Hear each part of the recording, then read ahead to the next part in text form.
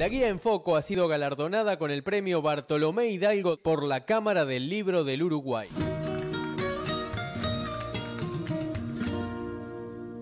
Presenta a Carrasco Viajes. Anotate en nuestra próxima salida en grupo a España en octubre.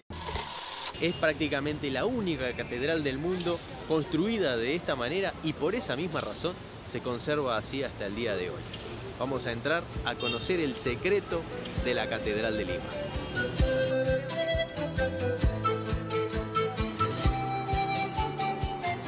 No tiene prácticamente ningún peso porque todo lo que estamos viendo, incluyendo las enormes columnas, no son de piedra ni son de mampostería.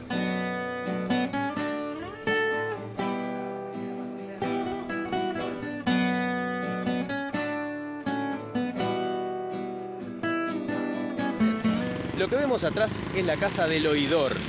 Se llamaba la Casa del Oidor justamente porque aquí estaba el oidor. Era el que oía los reclamos de los indígenas. Y era simplemente eso, los oía, porque de hecho casi nunca los españoles le hacían caso a lo que decían los indios. Pero había una institución que estaba justamente en este edificio donde había una persona que se llamaba justamente el oidor para escuchar u oír lo que los indios tenían que decir a su favor. Representaba el trato que tenían los indígenas en la época de la conquista española.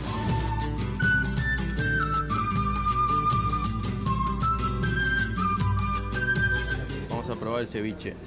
Ceviche es pescado crudo en realidad. Picante. Vamos dejando la tumba de Santa Rosa de Lima y seguimos porque hay mucho más por descubrir todavía en esta ciudad de los reyes.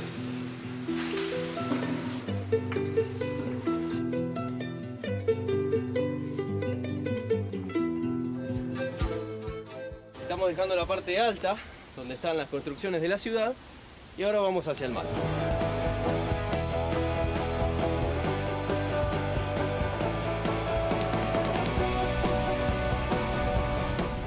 Y a pesar de que nunca llueve, esta es una ciudad con mucho verde. Esto se explica por dos razones.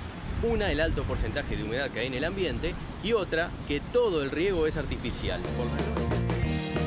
En Lima, la cordillera termina abruptamente en el mar. Por eso se dan acantilados de decenas de metros de altura.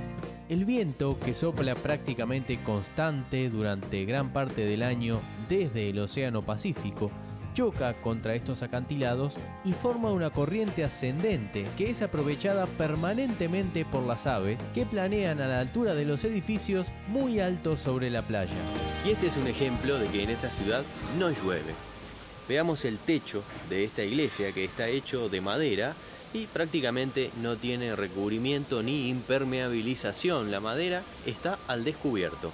Y así, de madera, están hechos la mayoría de los techos de los edificios antiguos e incluso muchos modernos, casi sin impermeabilización. Incluso muchos techos de casas o edificios son absolutamente planos, sin necesidad de tener desagües.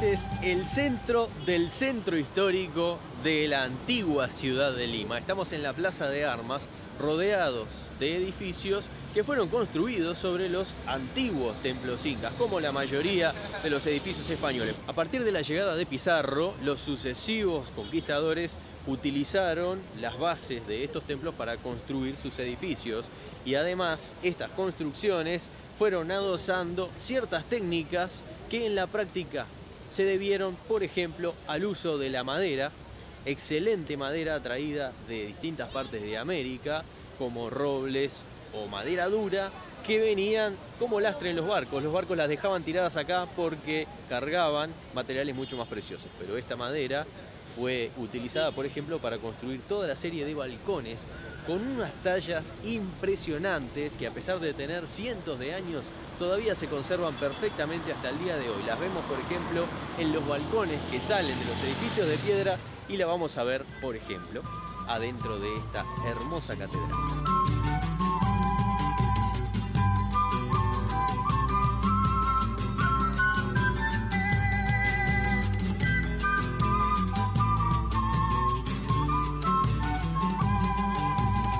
Estamos frente a la Catedral de Lima, construida por tercera vez debido a que se fue derrumbando con los terremotos. Y la solución vino de una manera que prácticamente nadie se hubiera imaginado hasta esa época, porque las construcciones de estos grandes edificios se hacían principalmente de piedra o de mampostería. La solución está por dentro. Es más, cuando uno entra ni siquiera se imagina que esto podría ser así hasta que se lo explican o se mira en detalle. Es prácticamente la única catedral del mundo construida de esta manera, y por esa misma razón se conserva así hasta el día de hoy. Vamos a entrar a conocer el secreto de la Catedral de Lima.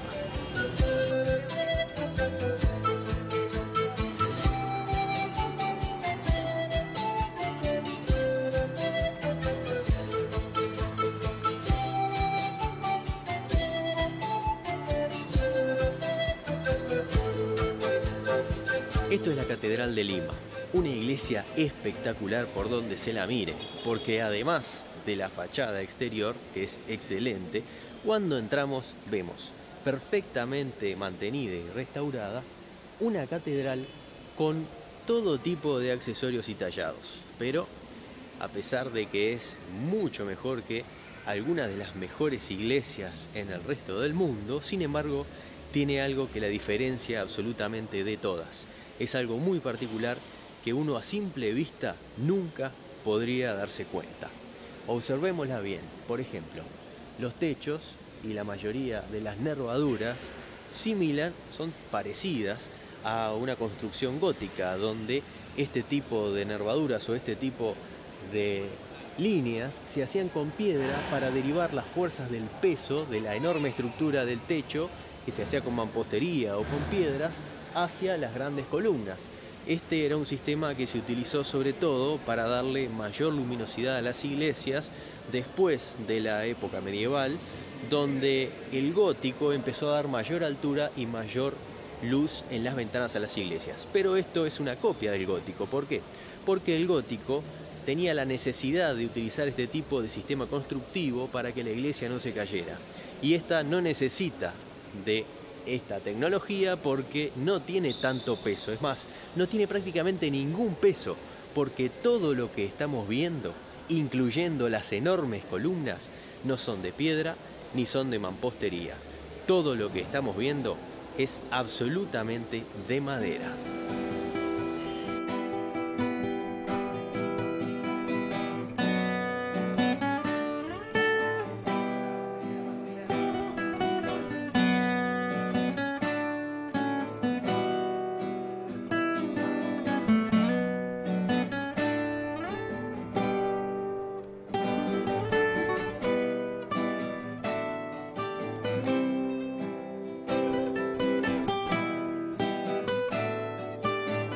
Esta catedral tiene una gran nave central con dos enormes naves laterales y en los costados una serie de capillas que todas tienen altares tallados, por supuesto, de madera, de excelentes tallas, de excelente madera y de excelente construcción, a tal punto que la mayoría de los íconos, sobre todo de las vírgenes talladas en esa época en el resto del mundo, debido a que las catedrales generalmente se caían por el paso del tiempo o porque eran muy pesadas, fueron destruidas.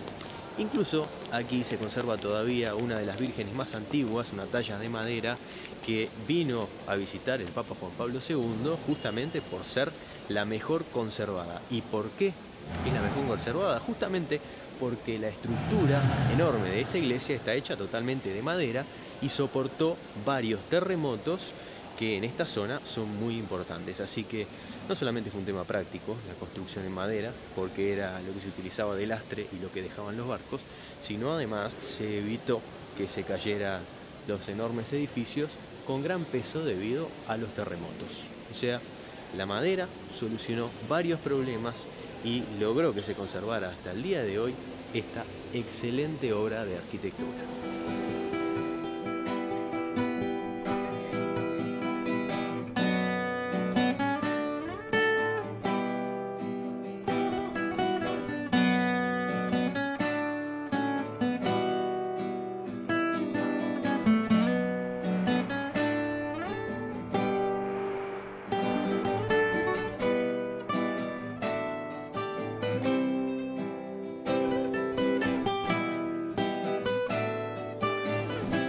Lo que estamos viendo es un trabajo de 25 años. Estas tallas de madera fueron hechas por una sola persona y este escultor dedicó gran parte de su vida para terminar estos trabajos. Y si nos acercamos, vemos que hasta las facciones de cada una de las personas son particulares y personalizadas y los detalles son increíbles. Además, esta es solo una parte, porque si giramos, del otro lado vemos otra serie de tallas.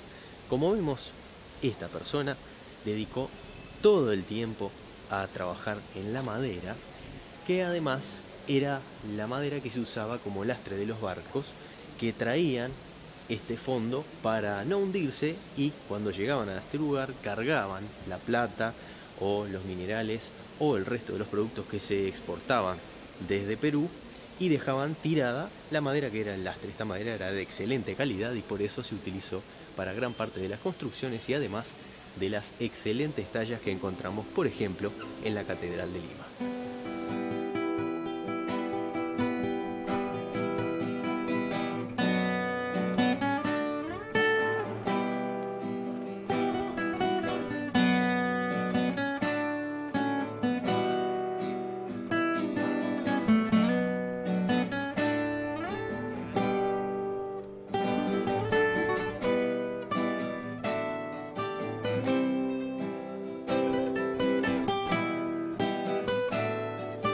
Todas las construcciones que rodean la Plaza de Armas son espectaculares, pero las que tienen fachada de piedra con los balcones trabajados de madera son increíbles, sobre todo cuando nos acercamos y nos damos cuenta que las tallas son perfectas. Estos balcones, además, vamos a alejarnos un poco para observar una característica. Si vemos, están todos hechos de madera. No tienen prácticamente aberturas. Las aberturas son pequeños orificios tallados y tienen la particularidad, y esto es tomado sobre todo de la arquitectura morisca, tiene la particularidad de que desde adentro hacia afuera uno puede ver todo lo que pasa, pero desde afuera hacia adentro no se sabe. Entonces da una permeabilidad de un lado hacia el otro, en una época en que los cristales, por ejemplo, espejados no existían. Este era el cristal espejado de la época, en donde las personas desde adentro veían todo lo que pasaba y comentaban sobre la gente que iba y venía sin que nadie supiera que ellos estaban hablando de los demás. Así que estos eran los balcones donde el chumerío de la época se daba en las puertas hacia adentro. Las personas que caminaban por la calle no sabían que estaban comentando acerca de ellas. Y enfrente, por ejemplo, otro tipo de balcón de madera no tan trabajado, pero con una historia que tiene mucho que ver con el trato que daban los españoles hacia los indígenas. Vamos a conocerlo.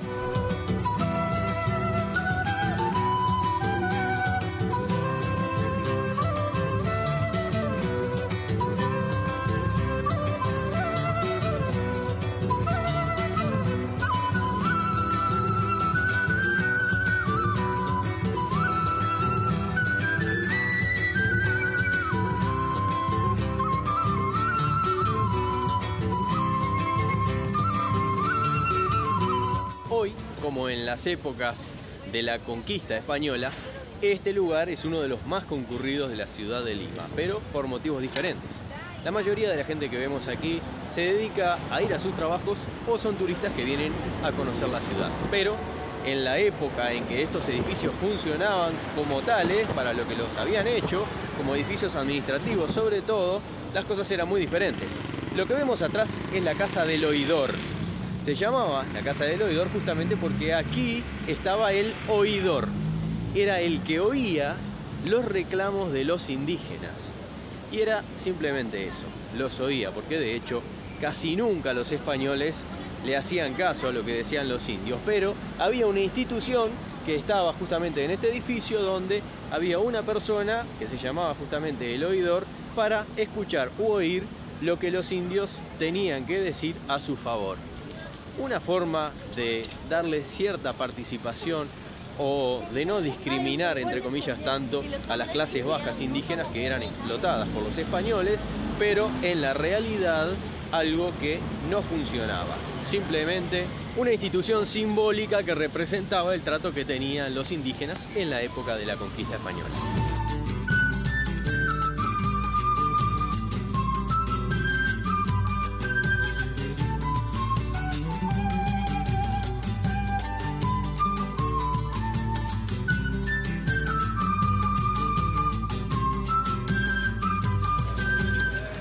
Este es el convento más antiguo de la ciudad de Lima. Observen, por ejemplo, en las columnas estos azulejos del año 1630. Y este es solo un ejemplo de la arquitectura que estamos viendo aquí. Los conventos en esa época y la mayoría de las construcciones coloniales estaban amuralladas o cerradas en el exterior para evitar los ataques y para guardar además la privacidad interior. Y en el interior justamente se desarrollaba lo mejor. Estos patios muy trabajados donde toda la ornamentación estaba dada hacia adentro. En el piso superior nos vamos a dar cuenta de que es totalmente diferente al resto. Y eso tiene una explicación.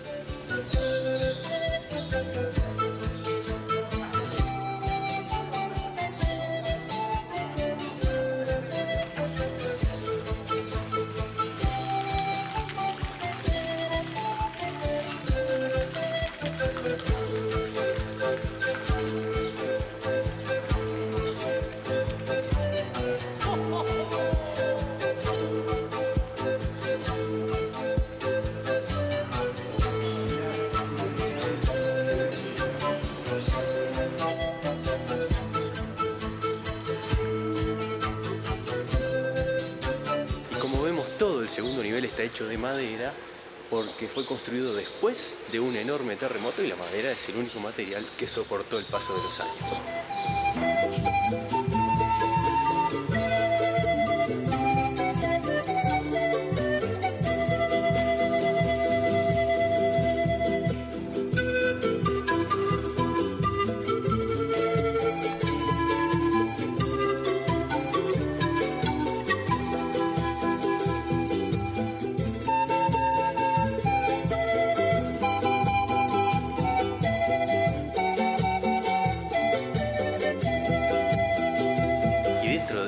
Maravilloso convento, vamos a entrar a la tumba de Santa Rosa de Lima, la patrona de esta ciudad, la tumba más grande de toda América.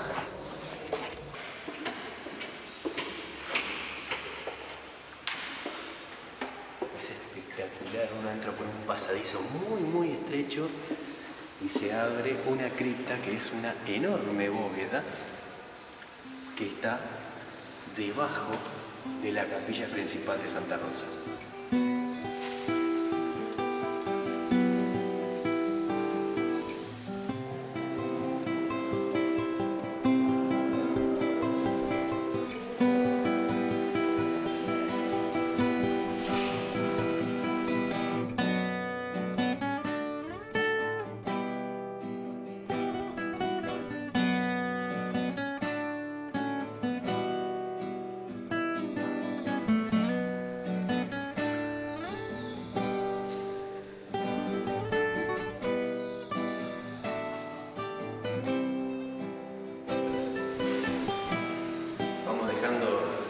La tumba de Santa Rosa de Lima y seguimos porque hay mucho más por descubrir todavía en esta ciudad de los Reyes.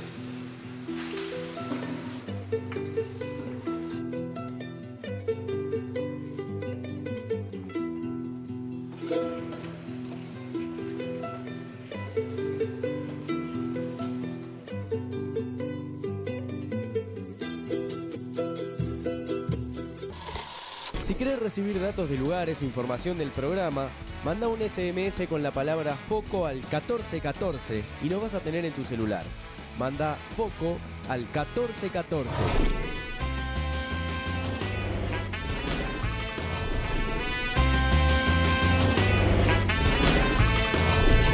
Si querés recibir datos de lugares o información del programa, manda un SMS con la palabra FOCO al 1414 y nos vas a tener en tu celular. Manda FOCO al 1414.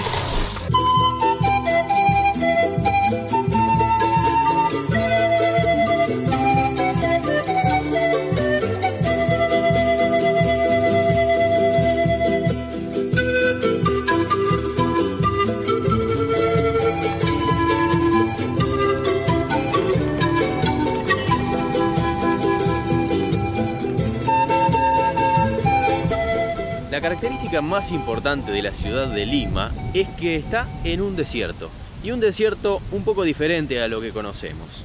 Está entre la cordillera y el Océano Pacífico en una franja de unos 120 kilómetros. De hecho, en los 3.000 kilómetros de costa, esta es la franja más estrecha entre la cordillera y el mar, y se da un fenómeno muy particular. El cielo está permanentemente cubierto, hay una humedad de entre el 80 y el 100%, y nunca llueve.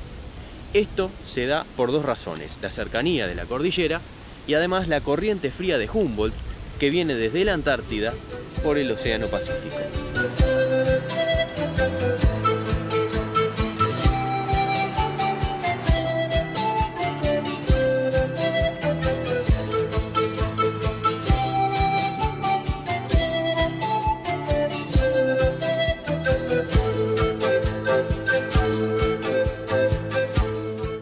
Estamos dejando la parte alta, donde están las construcciones de la ciudad, y ahora vamos hacia el mar.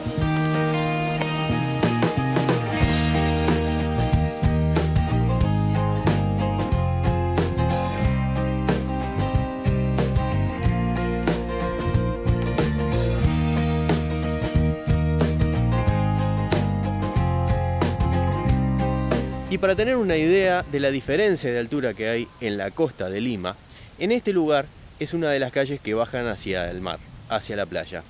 Encima nuestro pasa uno de los puentes que conectan la Rambla, el Parque Lineal, de los peatones y el tránsito vehicular que pasa por encima, porque hay una diferencia muy alta, en algunos casos de 80 metros o más. La diferencia también se da en la ciudad con las construcciones que están sobre todo encima de los acantilados. De hecho, prácticamente toda la ciudad se desarrolla en la altura y las partes bajas se utilizan solamente para las bajadas a la playa. Sobre todo, muchos de los que vienen son surfistas, porque a pesar de la temperatura muy fría del Océano Pacífico, este es uno de los mejores lugares para hacer surf.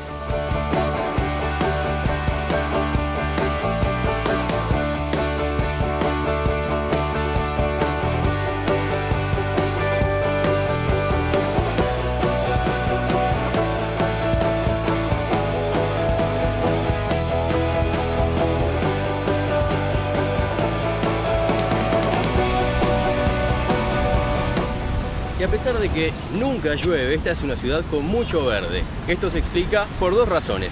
Una, el alto porcentaje de humedad que hay en el ambiente, y otra, que todo el riego es artificial. Por las noches, cuando hay menos movimiento, camiones de agua se encargan de regar todas las plantas y árboles de esta ciudad.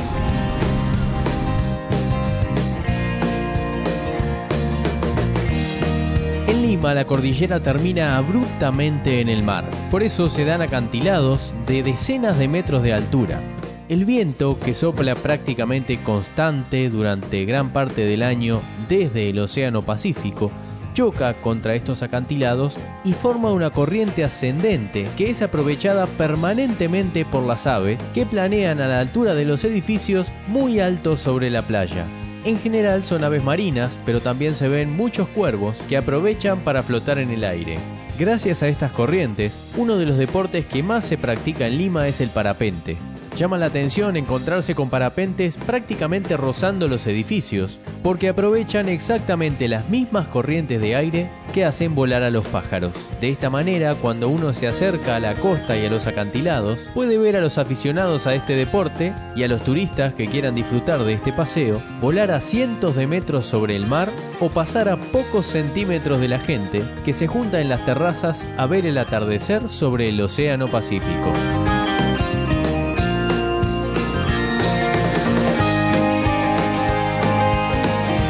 Y este es un ejemplo de que en esta ciudad no llueve.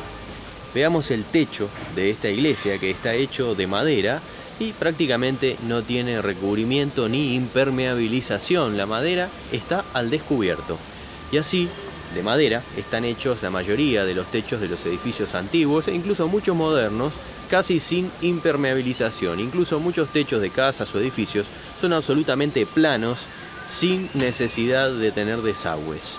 Lo único que se le hace a veces a la madera es ponerle encima una pequeña capa de barro, solamente para aislar de la temperatura exterior, pero no tiene ningún fin de impermeabilizar el agua de lluvia que directamente en esta ciudad no cae.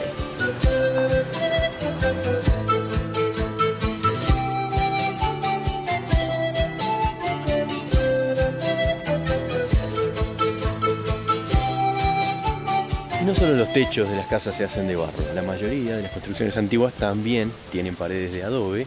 En muchos casos no nos damos cuenta porque como esta están pintadas de colores, pero acá vemos perfectamente cómo el barro recubre las construcciones, en este caso más rústico, pero acá por ejemplo vemos que directamente hay ladrillos de adobe. Y como en esta ciudad, volvemos a repetir, nunca llueve, es básicamente el material de construcción ideal porque es aislante térmico y además resiste muy bien las vibraciones de la tierra. Léase los terremotos que permanentemente azotan a esta ciudad.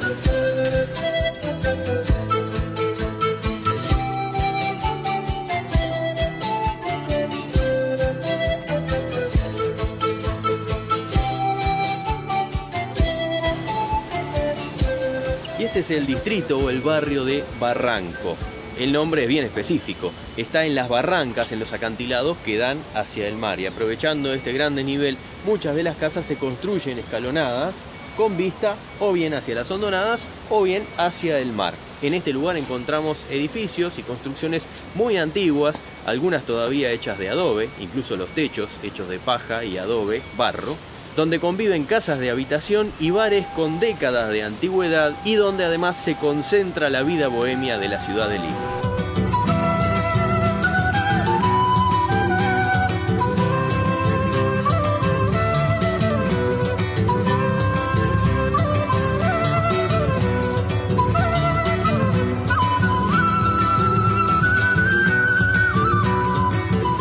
Y la verdad que este es un lugar hermoso, un barrio cargado de encanto, donde en cada esquina y además en cada escalera, porque está básicamente dividido en diferentes niveles, se nota ese encanto de lo antiguo, de lo bohemio. También está rodeado de diferentes iglesias y ermitas, algunas muy antiguas y otras un poco más modernas. Pero todo el tiempo se siente ese aire básicamente tranquilo y distendido, mucha madera, edificios bajos y muchas construcciones restauradas que albergan también comercios muy modernos. Por lo tanto, es una zona básicamente visitada por jóvenes, sobre todo el movimiento empieza en la noche, así que nos vamos a quedar un poco en este barrio para ver cómo cambia esta sensación de gente sacando fotos de día y de personas un poco más animadas a la noche. Vamos a conocer también algunas tabernas típicas de este lugar.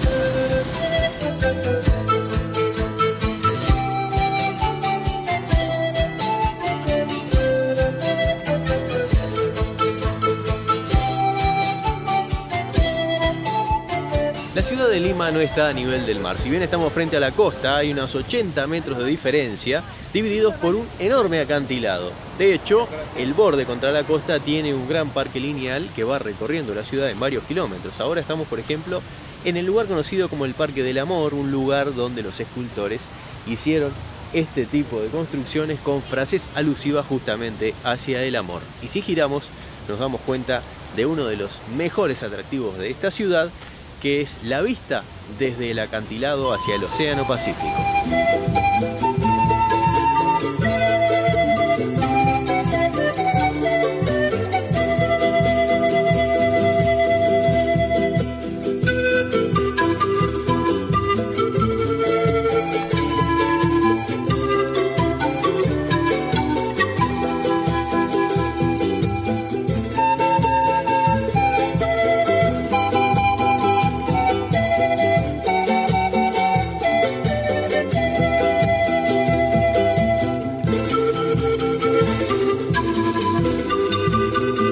Y por supuesto, los acantilados sobre la costa del Océano Pacífico son uno de los mejores lugares de Lima y de todo Perú para ver el atardecer.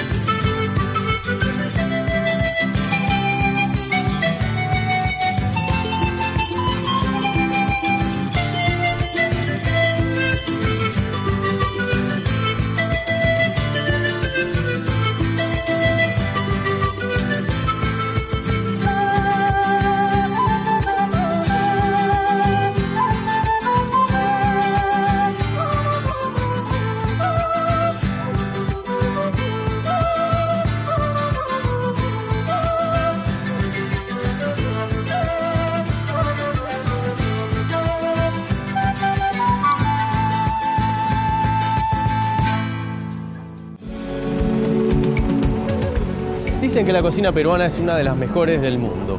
Se caracteriza por los frutos del mar porque está al lado del Océano Pacífico. Uno de los principales platos es el ceviche y para probarlo vamos a entrar en un restaurante tradicional. Como que vemos, y es lógico, la mayoría de las cosas son a base de productos de mar y pescado, ¿no? Aparte de los precios, es bastante barato. Y los precios también van en relación a los productos de acá. Por ejemplo, una de las cosas que llama la atención es que las carnes son de los productos más caros, porque acá es muy difícil encontrar carne. La mayoría de las carnes decían que son importadas. Entonces cuando venís acá, obviamente tenés que comer los platos tradicionales. ¿Ceviche tiene? ¿Ceviche? Un ceviche. ¿Qué es la chicha morada? Es este maíz hervido. Sí. Hervido morado. Ah, bueno. Bien rico. Una chicha morada. ¿Un vaso o una jarrita? Un vaso. Un vaso. ¿Helada? Sí. Es dulce y espeso. Es bien dulce. Bueno, ceviche. Gracias. Vamos a probar el ceviche. Ceviche es pescado crudo en realidad. Picante. Pero bueno. Es re picante, pero está muy bueno. Y es crudo. O sea, en realidad lo que hacen es dejarlo con limón y el limón lo va preparando. Después te lo sirven, pero lo que le sentí es un gusto muy fuerte al limón y muchísimo picante. Una de las características de la comida acá es que utilizan muchas especies y además el picante va para todo. En este caso el ceviche además es una comida que ya viene con bastante picante. El ceviche además se puede preparar con distintas cosas, en este caso de pescado, pero hay ceviche de carne, o sea, el ceviche en realidad es la carne, diferentes tipos de carne preparada con limón. Pica como loco.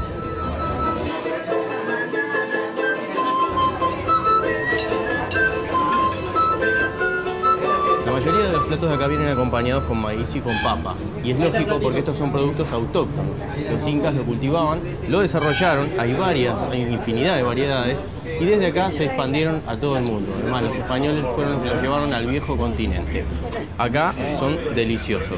Yo voy a seguir comiendo, aparte de que estoy mezclando un poco de maíz o de papa con el ceviche porque está realmente picante, pero está muy bueno. Bueno, hace rato que estamos luchando con esto. Yo me lo voy a terminar, pero la verdad que está recontra picante. Me lloran los ojos, la lengua ya no la siento, tengo toda la boca dormida. Es verdad, está súper picante, pero me lo voy a terminar,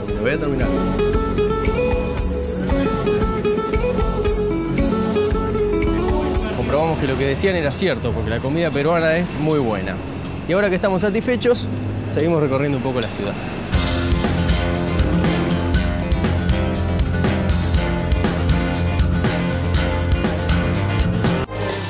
De la mano de Carrasco Viajes, el próximo 24 de octubre nos vamos a España en vuelo directo Montevideo-Madrid de Air Europa. Visitaremos Madrid, Andalucía hasta llegar a Barcelona en hoteles de categoría superior en grupo acompañado desde Montevideo. Cupos limitados. Informate en carrascoviajes.com.uy o al mail enfoco@carrascoviajes.com.uy.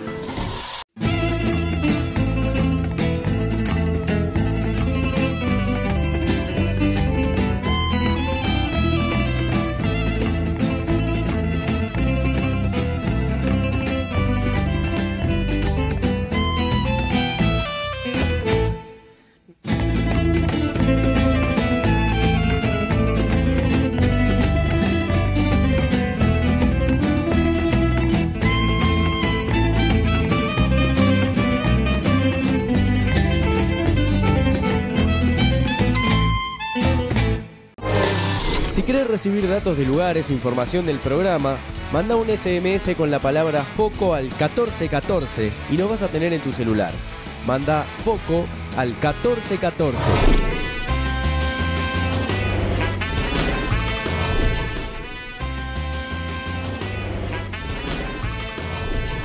Si querés recibir datos de lugares o información del programa, manda un SMS con la palabra FOCO al 1414 y nos vas a tener en tu celular. Manda FOCO al 1414.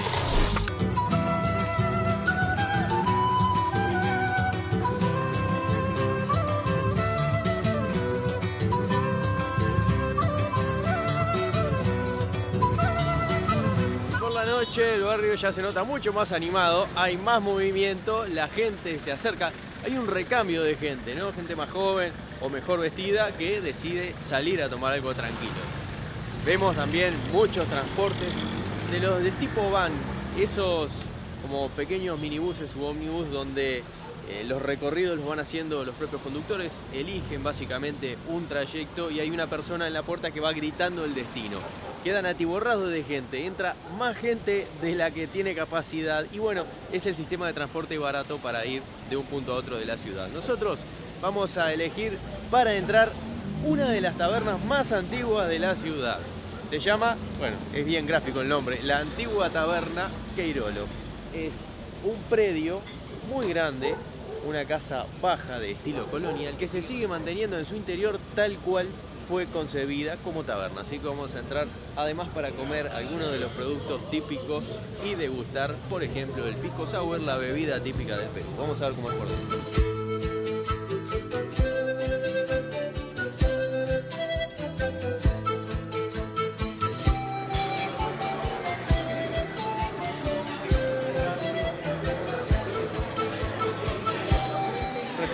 Con varias salas, muchas fotos antiguas de lo que era la ciudad y este barrio en particular. Seguimos viendo el mismo techo de madera plano y además las mesas del bar también son de la época de la construcción.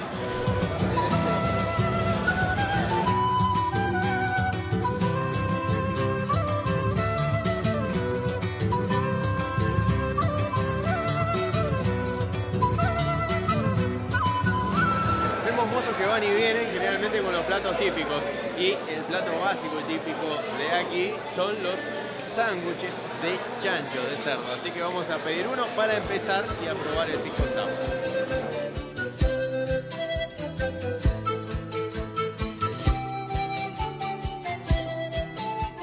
Y este lugar conserva no solamente la estructura sino también las maquinarias originales de hace décadas atrás.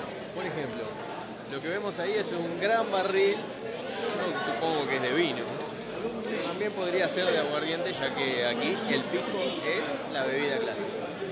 Más atrás también vemos las máquinas registradoras que todavía se están usando, pero después voy a seguir recorriendo. Ahora lo que quiero es probar el sándwich de chancho y un pisco sour.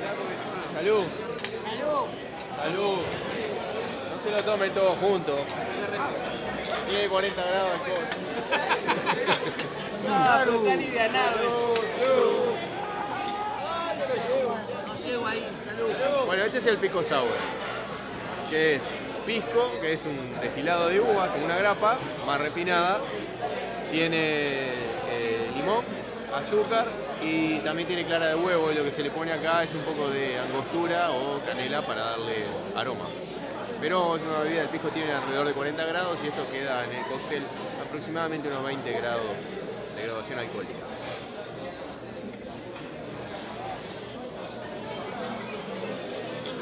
Muy rico, no es suave, pero es muy rico.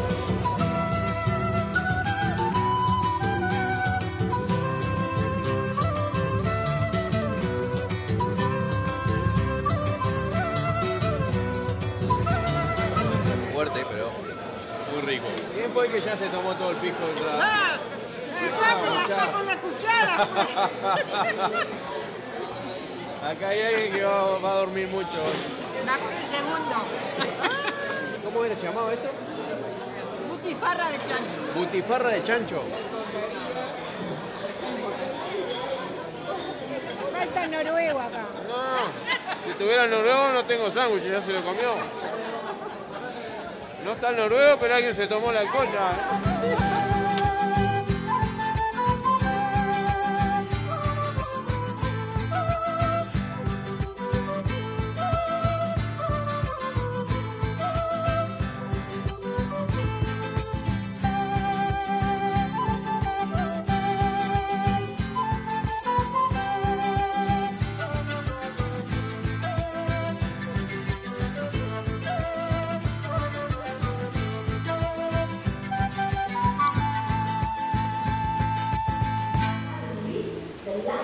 Y esta es la forma en que los incas contabilizaban su producción. Esto es el equivalente a un disco duro actual. De hecho, cada uno de estos hilos tiene nudos. ¿Y cómo hacían los incas, por ejemplo, para saber desde la capital qué era lo que producían los pescadores en el mar o qué era lo que producían, por ejemplo, a miles de kilómetros de distancia otras poblaciones del imperio? Tenían funcionarios menores que contabilizaban. Cada nudo marcaba parte de la producción y los funcionarios luego mandaban esto mediante una red de chasques, de postas, donde funcionarios a pie, corriendo, hacían llegarlo hacia la capital. En 3 días, por ejemplo, conectaban Cusco con Lima, o sea que básicamente en tiempo real los altos funcionarios y el emperador inca podía saber qué producción tenía en todo su imperio. Un sistema realmente increíble en un momento en donde las comunicaciones solamente se podían hacer vía oral y los traslados a pie. De esta forma controlaban absolutamente todo su imperio y simplemente con unas tiras de nudos. Simplemente, justamente, es la palabra correcta porque la simpleza está en cómo organizar un imperio tan grande con tan poca comunicación. Así que, como decíamos, estamos viendo el disco duro que utilizaban los incas para llevar su producción. Si es la vida, aunque nos cueste aceptar que todo cambia, no nos podemos aferrar. Cosas que a veces deben evolucionar. Qué lindos tiempos jamás volverán. Un fuerte viento mis frecuencias bailar. Dejando espacio a nuevas historias que estarán guardadas en mi memoria. Presentó Carrasco Viajes. Anotate en nuestra próxima salida en grupo a España en octubre. Si querés recibir datos de lugares o información del programa, manda un SMS con la palabra FOCO al 1414 y nos vas a tener en tu celular. Manda FOCO al 1414.